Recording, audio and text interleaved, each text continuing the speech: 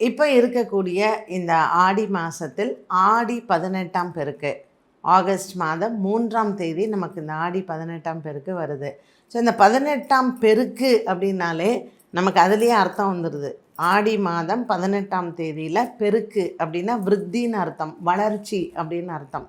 இது ஏன் அந்த ஆடி 18 வச்சாங்கன்னா, ஆற்றில் வந்து அப்போ தான் புது வெள்ளம் வரும். அந்த ஆற்றில் வரக்கூடிய அந்த புது வெள்ளம் வந்து பார்த்திங்கன்னா, அந்த சிகப்பு மண்ணோடு சேர்ந்து நீங்கள் இன்றைக்கும் காவேரி ஆற்றங்கரையிலையோ அல்லது தாமிரபரணி ஆற்றங்கரையிலையோ வாழ்பவர்கள் அதை வந்து பார்க்கலாம். ஏன்னா நாங்கள் எங்கள் சின்ன வயசில் காவேரியில் வந்து பார்த்துருக்கோம். அப்படியே அந்த அந்த செம்மண்ணோடு சேர்ந்து அந்த ஆறில் வந்து தண்ணி ஓடும்.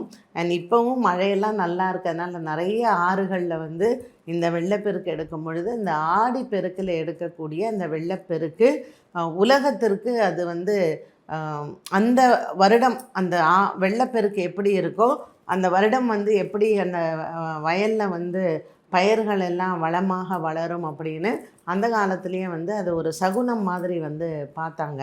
ஸோ வானத்தில் வந்து மழை வர்றதும் சரி, பூமியில் வந்து பயிர் விளையிறதும், எப்படி காற்றடிக்கிறது, இந்த பஞ்ச பூதங்களும் வந்து நம்ம தெய்வமாக வழிபாடு வந்து செய்துட்டு வந்தோம்.